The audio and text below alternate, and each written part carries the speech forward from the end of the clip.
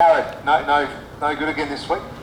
No, he just had a bit of an awareness of his calf last week during the game and pulled up a bit sore, and scans revealed a relatively minor tear, but enough to keep him out of the game this week. He'll have to wait another week, I think, and hopefully that'll be enough, but we'll just wait and see. Handy replacement, mate. Yeah, Lockheed back available. That's obviously a bonus to have him back into the team. So swings and roundabouts for our selection this week. Talk us through the week and what the club's done for the skipper. I know how much you love celebrating and milestones and how a big part they are for this group. Yeah, we're about to embark on that. Obviously, we've got our team meeting this afternoon and our pre-game tomorrow. So, obviously there's been a lot of media around Zanes' 200th this week, and quite deservedly so, but we'll reserve our celebration of what he's done for the next 24 hours, and hopefully, can put in a good performance for him and celebrate again afterwards. But that's no guarantee, but that's what the aim is. How important is he for you, Fags, as a captain, and what he does, what he brings, but also maybe the stuff he does off field as well with the group? Can you talk to us a bit? Yeah, it could be a long answer, but I guess the short of it is that when he took over as captain halfway through 2018 from Beamsy, who was sort of struggling a bit personally at that point in time, and it was a decision that needed to be made. I must admit, I was hopeful that he would be great for us, because I just want him to bring his enthusiasm and zest for life to the job, and give the place a lift. Because at that point in time, I think we'd won 5 of our past 31 games while I'd been at the club. So little did I know the impact that it would have. I think we went on to win 5 more games, sort of from about round 10 of 2018, and we were very competitive in another 3 or 4. And then what's happened over the last 3 years has happened with Zorkos in charge. So I can't speak highly enough of him. He's an optimist. He's got tremendous resilience and spirit. I mean, his career reflects that. He didn't get to play AFL footy until he was 23, and got disappointed 5 years in a row before he actually got the chance. And once he's got it, he's made the most of it. So in a sense, he's built his career through adversity, and our footy club has been a little bit that way over the last 5 years. We've built our way through adversity, and he understands that process. And the one thing about Dane is he's a winner, and he wants to win all the time. And sometimes that bubbles over in a game. But I couldn't think of a better person to have had as captain over the last 3.5 years as he, and it's a great tribute to him that he's going to be able to play his 200th game tomorrow. Chris, what about James Madden back? He had surgery last week, straight back in, so you're obviously pretty big fan of what he can bring to the side. Yeah, we like his speed in defence. I mean, he can cover the quickest opposition players that they can put up for most AFL teams. He would have been in the team last week had he been right to play. The surgery he had was minor. Really, all we had to do was wait for the wound to heal, and he was right to go, because they put plates and things in these days. So he's trained fully this week and ready to go. Happy to have him back in the team. You mentioned that speed. Is that one of the biggest differences, do you think, between this year's team and last? Just that extra bit of dash that gives you a few other options coming out of defence? Oh, potentially. I mean, there's leg speed and there's speed of ball movement too. I mean, the ball can move quicker than legs, so it's probably been a combination of both things this year. We've quickened up a little bit with the way that we use the ball, and people like him have enhanced that process.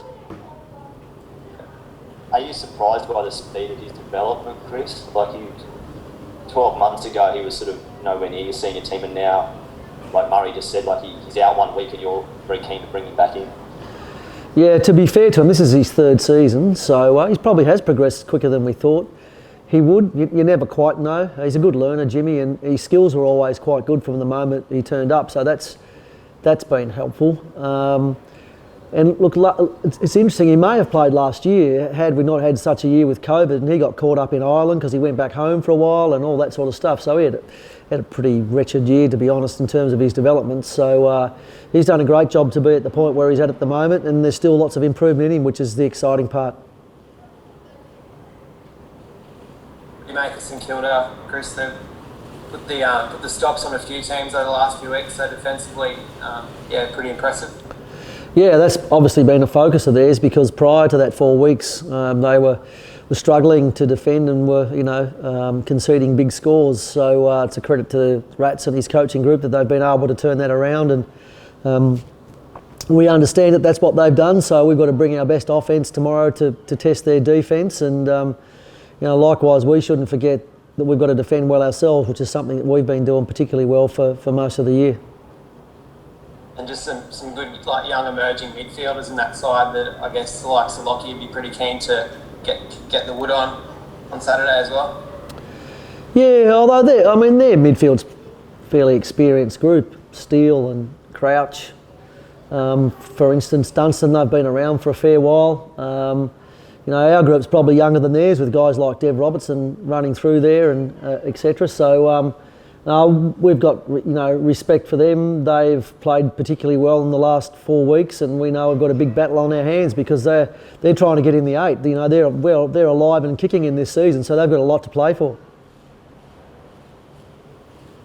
Chris, most of your team's game looks in great order at the moment, but we're obviously sort of the back third of the season now. What do you think's left to tinker with? What would you like to see improve or work on in the next 6 or 7 rounds? Oh, you want me to give all that away to you, Michael? Seriously.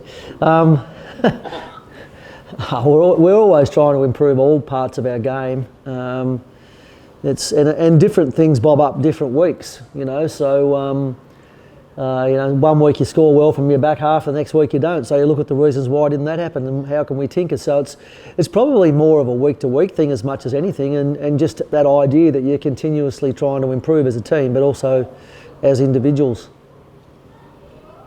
Just on your team, obviously you've been forced into a few changes this week. Would it be nice to settle on a 23 or 24 players, or are you quite comfortable having guys come in and out every week? Well, every coach wants a settled lineup. That'd be no secret across the league. But I think to have a change or 2 each week's been actually good for us this year, because I think we've developed a bit more density within our list, and we know we've got a group of 28, 30 players who can come in and play a role for us. So that's been good for us throughout the year, and happy for that to continue as long as we don't have a huge spate of injuries, which we know can affect the confidence and ability of any team to win. Fags, you spoke about the Saints trying to get into the finals, get into the 8. Speaking of ladder, top 4's really opened up. This is a good opportunity for you this weekend, isn't it? Oh yeah, we're aware of the ladder just as much as any other team is, and we've got ourselves into the top 4 group after a slow start, and we obviously want to stay there because that's the best place from which you can launch an attack on the premiership. So it's not lost on us the fact tomorrow is a very important game in that regard, and can consolidate us in there for the time being. How important is a top 2 spot? The double chance is more important than a top 2 spot, I think. So rate the top 4 as more important. Obviously you get the home finals if you finish top 2, so that could be an advantage as well. But I think top 4 is the spot where you want to get, and if you're within top 2 within a week or 2 to go, then you set your sights on that. But it's not the be all and end all if you don't get there.